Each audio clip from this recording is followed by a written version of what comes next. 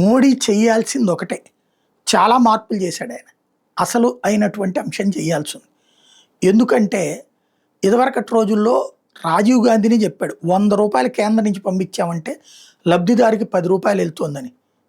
దేశవ్యాప్తం కాంగ్రెస్ పాలిత రాష్ట్రాలు ఇప్పుడు అధికారంలో ఉంది. అంటే మధ్యలో అంత తినేస్తున్నారని.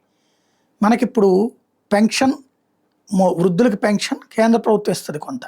అలాగే ఇప్పుడు ఈ 4000 పెన్షన్లో కూడా కేంద్ర ప్రభుత్వం వాటా ఉండదు. 1800 ఎంత ఇస్తారు వాళ్ళు. బియ్యము ఇస్తున్నారు. ఇట్లాంటి ఇదివరకటి రోజుల్లో ఏమయ్యేది, క్యాష్ చేతికి ఇచ్చే ప్రతిదీ కూడా 4 చోట్ల 4 వాటాలు అయ్యాయి.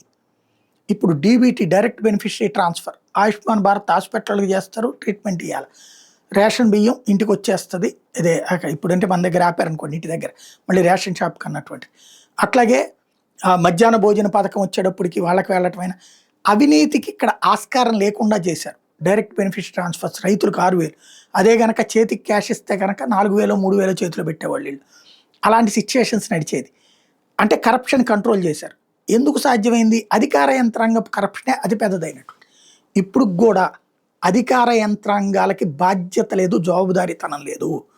ఒక దరఖాస్తు చేశాక వారంలోపు దరఖాస్తు సెటిల్ చేయకపోతే ఆ సదరు అధికారిని ఉద్యోగంలోంచి సస్పెన్షన్, రెండోసారి కూడా అట్లాగే జరిగితే ఉద్యోగం తొలగింపు అనే పద్ధతి పెట్టాలి. అలాగే ప్రతి ఒక్కళ్ళకి జవాబుదారీతనం ఫిక్స్ చేయాలి.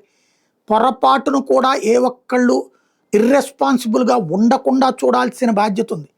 బాధ్యతారహితంతో ప్రవర్తించే అధికారుల మీద చర్యలు ఉండాలి. దేశవ్యాప్తంగా ఫస్ట్ సెటరేట్ చేయాల్సింది కరప్టెడ్ అధికార యంత్రాంగం, అవినీతిమయమైపోయినటువంటి అధికార యంత్రాంగం.